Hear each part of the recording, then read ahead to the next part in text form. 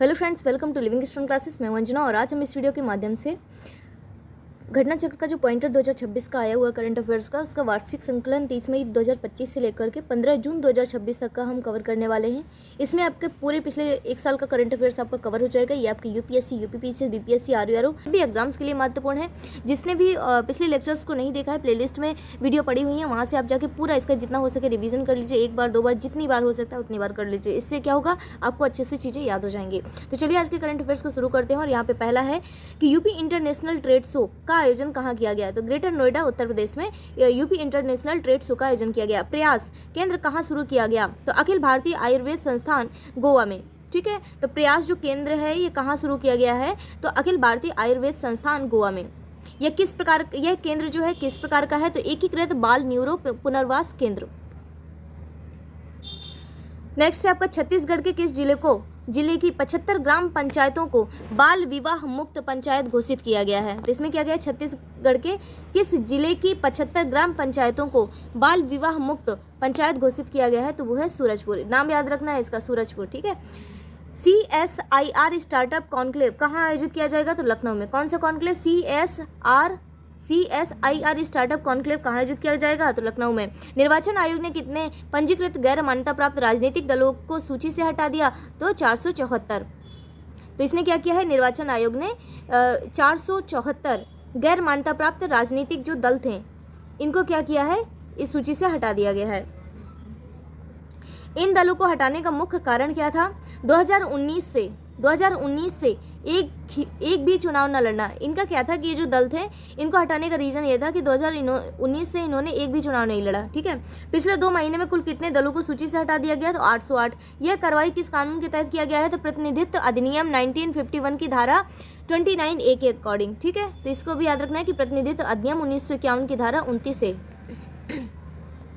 भारत के कितने नए प्राकृतिक स्थलों को यूनेस्को की अस्थायी विश्व धरोहर सूची में शामिल किया गया है, तो ये है 7। भारत के कितने नए प्राकृतिक स्थलों को यूनेस्को की अस्थायी विश्व धरोहर सूची में इसको शामिल किया गया है, तो 7। देखिए अभी सारनाथ वाला जो शामिल हुआ है उसकी मैंने वीडियो डाली हुई, वहाँ से आप इसको देख लीजिएगा। इन 7 नए स्थलों के जुड़ने के बाद अस्थायी सूची में भारत के कुल कितने स्थल हो गए हैं, तो 69।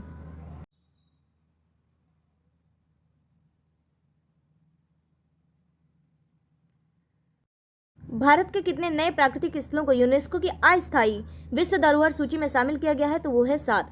तो देखिए यहाँ पे क्या है कि यूनेस्को की लिस्ट को लेकर काफ़ी कंफ्यूजन रहती है। तो देखिए इसमें यूनेस्को की जो एक वेटिंग लिस्ट होती है जिसे अस्थायी सूची कहते हैं। इसमें भारत के 7 नए प्राकृतिक स्थल जुड़े हैं, जैसे मेघालय की गुफाएं हो गई, केरल की चट्टानें। इन 7 नामों के आने के बाद अब इस वेटिंग लिस्ट में भारत की कुल टोटल कितने 69 जगह हो गई हैं। ठीक है, अगर आपने कहीं 197 सुना है तो वो नंबर क्या है, गलत है। टोटल कितना है, 69 है। तो ये कि इन नए 7 स्थलों के जुड़ने के बाद अस्थायी सूची में भारत के कुल कितने स्थल हो गए हैं, तो 69। ठीक है, इसमें यह है कि यूनेस्को की जो लिस्ट होती है अक्सर उसको लेकर हम लोग कन्फ्यूज हो जाते हैं। उसमें यह कि यूनेस्को की एक वेटिंग लिस्ट होती है जिसे अस्थायी सूची कहते हैं, और इसमें भारत के 7 नए प्राकृतिक स्थल जुड़े हैं, जैसे मेघालय की गुफाएं, केरल की चट्टानें। तो ये जो 7 नए जो नाम हैं इनके आने के बाद अब इस वेटिंग लिस्ट में भारत की कुल कितने 69 जगह हो गई हैं। तो सही नंबर क्या है, 69। इसको याद रखना है। यूनेस्को की जो फाइनलिस्ट होती है, यानी जो सही तरीके से विश्व धरोहर स्थल बन जाते हैं, उनमें अभी भी सारनाथ को अभी उसमें क्या किया गया है, सारनाथ को शामिल कर लिया गया है। तो सारनाथ वही पवित्र जगह है जहाँ महात्मा बुद्ध ने क्या किया था, अपना पहला उपदेश दिया था, जहाँ से हमारा 4 सिरों वाला जो राष्ट्रीय प्रतीक लिया गया है, तो वो है। तो अब टोटल कितने भारत में कुल 45 क्या हो गए हैं, विश्व धरोहर स्थल हो गए हैं। और अभी मैंने आपको वीडियो में सारनाथ वाला डाला हुआ है, तो वहाँ से जाके पूरी इन्फॉर्मेशन आपको वहाँ से मिल जाएगी। उसको जरूर देखना मत भूलिएगा, वो देख लीजिएगा, काफ़ी अच्छा है, आपके एग्जाम में काम आएगा। ठीक है, तो अब इन नए 7 स्थलों के जुड़ने के बाद अस्थायी सूची में भारत के कुल कितने स्थल हो गए हैं, तो इनके याद रखना है 69 हो गए हैं। केंद्रीय गृह मंत्री अमित शाह ने भारत के सबसे बड़े और आधुनिक खेल परिसर का उद्घाटन कहाँ किया है, तो नारायणपुरा, अहमदाबाद, गुजरात में। इस खेल परिसर का क्या नाम होगा, वीर सावरकर खेल परिसर। विश्व पुलिस और अग्निशमन खेल 2029 कहाँ प्रस्तावित है, तो अहमदाबाद में। विश्व पुलिस और अग्निशमन खेल 2029 कहाँ प्रस्तावित है, तो अहमदाबाद में। ज्ञान भारतम पर अंतर्राष्ट्रीय सम्मेलन कहाँ आयोजित किया गया? तो नई दिल्ली में। ठीक है, कहाँ पर? तो नई दिल्ली में। सम्मेलन का मुख्य विषय क्या है? अक्सर जो थीम होती हैं उनसे प्रश्न पूछ लिया जाता है। पांडुलिपि विरासत के माध्यम से भारत के ज्ञान विरासत का पुनरुद्धार। इसकी थीम क्या है ज्ञान भारतम की? कि पांडुलिपि विरासत के माध्यम से भारत के ज्ञान विरासत का पुनरुद्धार। देश का 15वां उपराष्ट्रपति किसे चुना गया? सीपी राधाकृष्णन को। एनडीए उप विजेता कौन रहे हैं? तो बी सुदर्शन रेड्डी, इंडिया गठबंधन से। ठीक है, दुनिया का पहला, अब देखिए जो चीज़ पहली होती है वो आपके एग्जाम के दृष्टिकोण से काफ़ी महत्वपूर्ण हो जाती है। और यहाँ पे दुनिया का पहला सिरेमिक अपशिष्ट पार्क कहाँ बनाया गया है? तो खुर्जा बुलंदशहर में। कहाँ पे? खुर्जा बुलंदशहर में। दुनिया का पहला सिरेमिक अपशिष्ट पार्क की बात हो रही है, स्टार पॉइंट बना लीजिएगा। दुनिया के पहले सिरेमिक अपशिष्ट पार्क का नाम क्या रखा गया है? तो अनोखी दुनिया। क्या नाम रखा गया है? अनोखी दुनिया। जनजातीय कार्य मंत्रालय ने आदि संस्कृति वर्तमान में ट्राइब एक्स का बीटा संस्करण कहाँ शुरू हुआ? तो भारत मंडपम नई दिल्ली। जनजातीय कार्य मंत्रालय ने आदि संस्कृति का बीटा संस्करण कहाँ शुरू किया? तो भारत मंडपम नई दिल्ली, सितंबर 2025 में। आदि संस्कृति का दुनिया का पहला क्या कहा गया है? तो जनजातीय कलाओं का डिजिटल विश्वविद्यालय इसको कहा गया है। और ये आपके एग्जाम के दृष्टिकोण से महत्वपूर्ण हो जाता है क्योंकि ये जनजातियों से संबंधित है। तो यही कह रहा है कि आदि संस्कृति को दुनिया का पहला क्या कहा गया है? तो जनजातीय कलाओं का डिजिटल विश्वविद्यालय इसको कहा गया है। नेवर अलोन कार्यक्रम किस संस्थान ने शुरू किया है? तो एम्स नई दिल्ली ने इसको शुरू किया है। कौन सा कार्यक्रम है? नेवर अलोन कार्यक्रम किस संस्थान ने शुरू किया है? तो एम्स नई दिल्ली ने। इस कार्यक्रम का मुख्य उद्देश्य क्या है? छात्राओं की आत्महत्याओं को रोकना और मानसिक स्वास्थ्य जागरूकता को बढ़ावाना। कौन सा है? Never alone. उत्तर प्रदेश रक्षा औद्योगिक गलियारे के विकास हेतु एक सम्मेलन कहाँ आयोजित किया जा रहा है? तो लखनऊ में। यूपी स्पेशल वाले याद रखिएगा। उत्तर प्रदेश रक्षा औद्योगिक गलियारे के विकास हेतु एक सम्मेलन कहाँ आयोजित किया जा रहा है? तो वो है लखनऊ। कौन सा राज्य पूर्ण साक्षर बना? हिमाचल प्रदेश। हिमाचल प्रदेश से पहले किन राज्यों अब्लिक केंद्र शासित प्रदेशों ने पूर्ण साक्षरता प्राप्त की है? तो वो है लद्दाख, मिजोरम, गोवा और त्रिपुरा। लद्दाख, मिजोरम, गोवा और त्रिपुरा। हिमाचल प्रदेश से पहले इन राज्यों ने या केंद्र शासित प्रदेशों ने पूर्ण साक्षरता प्राप्त की थी। किसी राज्य को पूर्ण साक्षर घोषित करने के राष्ट्रीय मानक क्या है? तो 15 वर्ष और उससे अधिक आयु के व्यक्तियों के बीच 95% साक्षरता का होना। अगला यहाँ पे प्रधानमंत्री मोदी ने बांस से बायो एथेनॉल बनाने वाले एक आधुनिक संयंत्र का उद्घाटन किया है। तो कहाँ पर किया है? नुमालीगढ़, जो कि असम में है। तो नुमालीगढ़ रिफाइनरी लिमिटेड, जो कि असम में है। ये आपके एग्जाम के लिए महत्वपूर्ण हो जाता है, तो स्टार मैंने बना दिया है आपका। चांदी की हॉल मार्किंग स्वैच्छिक आधार पर कब से शुरू की गई? तो चांदी की जो हॉल मार्किंग स्वैच्छिक आधार पर कब से शुरू की गई? तो 1 सितंबर 2025 से। राष्ट्रीय संस्थागत रैंकिंग रूपरेखा 2025 रैंकिंग किस मंत्रालय द्वारा जारी की गई है? तो शिक्षा मंत्रालय द्वारा। NIRF 2025 के अनुसार ओवरऑल कैटेगरी में पहला स्थान किस संस्थान ने प्राप्त किया? तो IIT मद्रास ने। इसको भी याद रखिएगा कि NIRF 2025 के अनुसार ओवरऑल कैटेगरी में पहला स्थान किस संस्थान ने प्राप्त किया? तो IIT मद्रास ने। National annual report and index on women safety नारी, national annual report and index on women safety 2025 के अनुसार भारत में महिलाओं के लिए शीर्ष 3 सबसे सुरक्षित शहर कौन से हैं? तो कोहिमा, विशाखापट्टनम और भुवनेश्वर। तो ये आपका स्टार पॉइंट बना लीजिए, कोहिमा, विशाखापट्टनम और भुवनेश्वर। नारी 2025 के अनुसार सबसे असुरक्षित शहर कौन सा है? तो पटना, जयपुर, फरीदाबाद, दिल्ली, कोलकाता, श्रीनगर और रांची। तो पटना, जयपुर, फरीदाबाद, दिल्ली, कोलकाता, श्रीनगर और रांची ये क्या है? असुरक्षित शहर हैं, सबसे असुरक्षित शहर हैं ये। नारी 2025 रिपोर्ट किसके द्वारा जारी की गई है? तो राष्ट्रीय महिला आयोग के द्वारा, NMC। रक्षा मंत्री राजनाथ सिंह और उत्तर प्रदेश के मुख्यमंत्री योगी आदित्यनाथ ने कहां पर रेमी F fibre private limited company की रक्षा उपकरण एवं इंजन टेस्ट फैसिलिटी का लोकार्पण किया? तो नोएडा, गौतम बुद्ध नगर। नवा इंडिया मोबाइल कांग्रेस 2025 कहाँ आयोजन हुआ इसका? तो यशोभूमि कन्वेंशन सेंटर द्वारका, नई दिल्ली में। नवा इंडिया मोबाइल कांग्रेस 2025 की बात कर रहा है, तो यशोभूमि कन्वेंशन सेंटर द्वारका, नई दिल्ली में। डिजिटल इंडिया मिशन के तहत किस संस्थान ने लगभग 2000 ई सरकारी सेवाओं का अखिल भारतीय एकीकरण हासिल किया? तो नेशनल ई गवर्नेंस डिवीजन ने। किस प्लेटफॉर्म पर यह एकीकरण किया गया? तो डिजी लॉकर में। कहाँ पर? डिजी लॉकर और ई डिस्ट्रिक्ट प्लेटफॉर्म पर। इस एकीकरण में कितने राज्यों अब्लिक केंद्र शासित प्रदेशों को शामिल किया गया है? तो सभी 36 राज्यों और केंद्र शासित प्रदेशों को, मतलब टोटल मिला के सभी। डिजिटल सेवाओं की संख्या के मामले में भारत में पहले स्थान पर कौन है? तो महाराष्ट्र है। डिजिटल सेवाओं की संख्या के मामले में भारत में पहले स्थान पर कौन है? तो महाराष्ट्र है। 254 सेवाएं हैं। चौथे और पांचवें स्थान पर क्रमशः कौन सा है? तो असम 102 सेवाएं, उत्तर प्रदेश 86 सेवाएं 86। किस मंत्रालय के तहत अराइज ऑफ यू पहल शुरू की गई है? इलेक्ट्रॉनिक्स और सूचना प्रौद्योगिकी मंत्रालय द्वारा। इस पहल का मेन उद्देश्य क्या है? युवाओं में उद्यमशीलता की भावना को बढ़ाना, नवाचार को प्रोत्साहित करना। ब्रिक्स सीसीआई हेल्थ केयर शिखर सम्मेलन 2025 की अध्यक्षता किसने की? तो केंद्रीय मंत्री प्रताप राव जाधव ने की। किसकी? ब्रिक्स सीसीआई हेल्थ केयर शिखर सम्मेलन 2025 की। शिखर सम्मेलन का आयोजन किसके द्वारा किया गया? तो BRICS chamber of commerce and industries. शिखर सम्मेलन का आयोजन किसके द्वारा किया गया? तो BRICS chamber of commerce and industries के द्वारा किया गया। यह शिखर सम्मेलन किस विषय पर आधारित था? तो परंपरागत प्रथाओं और नवाचारों को जोड़ना। शिखर सम्मेलन में किन देशों के प्रतिनिधियों ने भाग लिया? तो ब्राजील, रूस, भारत, चीन और दक्षिण अफ्रीका। तो ब्राजील, रूस, भारत, चीन, दक्षिण अफ्रीका। 17वें CII global mid tech summit 2025 का आयोजन कहाँ हुआ? तो नई दिल्ली में।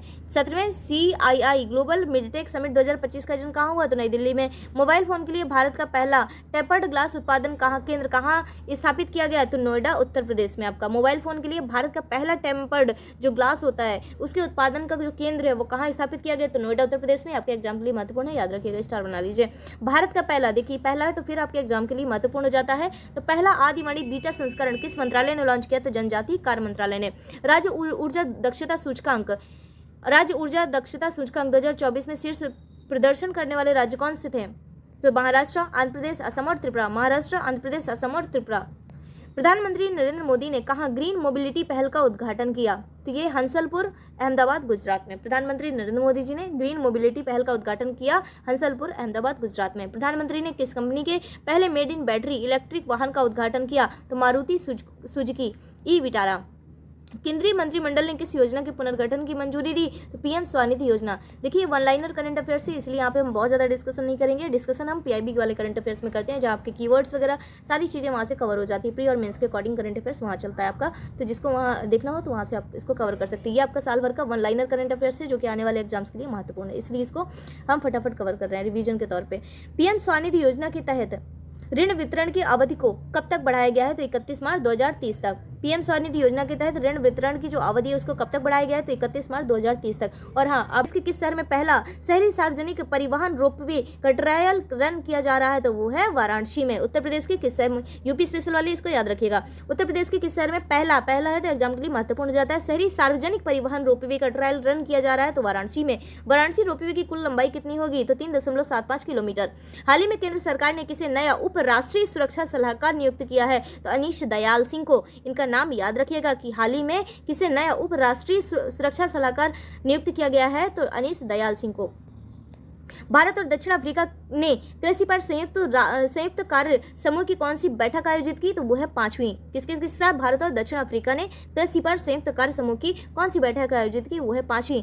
बैठक का माध्यम क्या था? वर्चुअल। रेल मंत्रालय और एनटीपीसी ने फ्लाई एश पर, किस पर? फ्लाई एश पर राष्ट्रीय सम्मेलन कहाँ आयोजित किया है? तो नोएडा में। फ्लाई एश का सबसे अधिक उपयोग किस क्षेत्र में होता है? तो सड़कों और फ्लाईओवर के निर्माण में 32%। किसके नेतृत्व में अगली पीढ़ी के सुधारों और विकसित भारत दृष्टि को साकार करने हेतु उच्च स्तरीय समितियों का गठन किया गया? किसके नेतृत्व में अगली पीढ़ी के सुधारों और विकसित भारत दृष्टि को साकार करने हेतु उच्च स्तरीय समितियों का गठन किया गया? तो वो है राजीव गौबा, इनके नेतृत्व में। राजीव गौबा वर्तमान में किस संस्था के पूर्णकालिक सदस्य हैं? तो वो है नीति आयोग।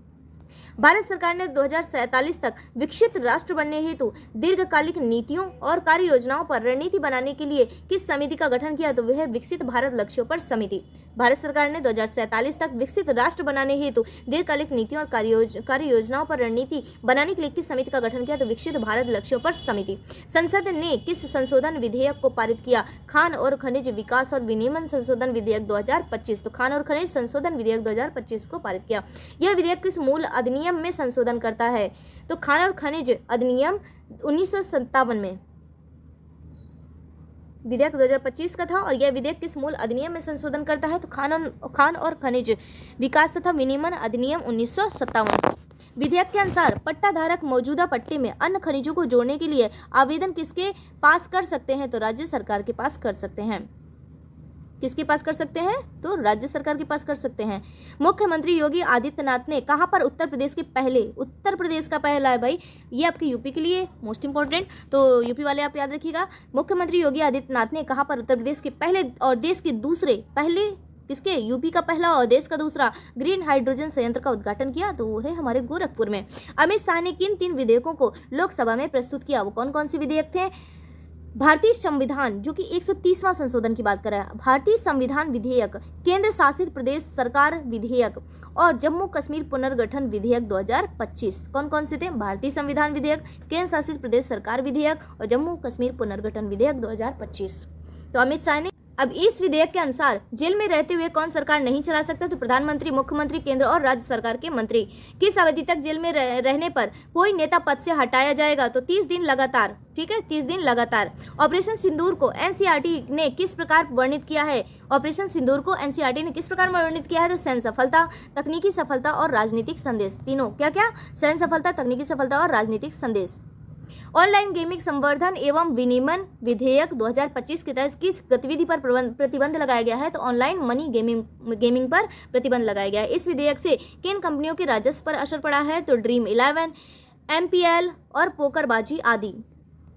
भारत का पहला पूर्ण डिजिटल साक्षर राज्य घोषित किया गया, किसको? केरल को। भारत का पहला, तो ये आपके एग्जाम के लिए महत्वपूर्ण हो जाता है, स्टार बना लीजिए। और पहला पूर्ण डिजिटल साक्षर राज्य किसको घोषित किया गया है? तो वो है Kerala. Made in India label के लिए न्यूनतम मूल्य संवर्धन मानदंड क्या है? तो वो है 50%। वर्तमान में अन्न चक्र तकनीक कितने राज्यों या केंद्र शासित प्रदेशों में लागू की गई है? तो वो है 30। अन्न चक्र तकनीक किसके सहयोग से विकसित की गई है? तो विश्व खाद्य कार्यक्रम और आईआईटी दिल्ली। भारतीय प्रबंधन संस्थान संशोधन विधेयक 2025 किस अधिनियम में संशोधन करता है? तो भारतीय प्रबंधन संस्थान अधिनियम 2017। तो भारतीय प्रबंधन संस्थान विधेयक 2025 किस अधिनियम को संशोधित करता है? तो भारतीय प्रबंधन संस्थान अधिनियम 2017 को। इस विधेयक में कहा नया आईआईएम स्थापित करने का प्रावधान है? तो वो है गुवाहाटी, असम में। आईआईएम गुवाहाटी, असम भारत का कौन सा आईआईएम होगा? तो वो होगा 22वां। आईआईएम गुवाहाटी पूर्वोत्तर क्षेत्र में कौन सा आईआईएम होगा? तो दूसरा होगा। पूर्वोत्तर में पहला आईआईएम कहाँ स्थापित किया गया? तो शिलोंग में। प्रधानमंत्री सूक्ष्म खाद्य प्रसंस्करण उद्यम औपचारिकीकरण योजना किस प्रकार की योजना है? तो मांग आधारित यह योजना है।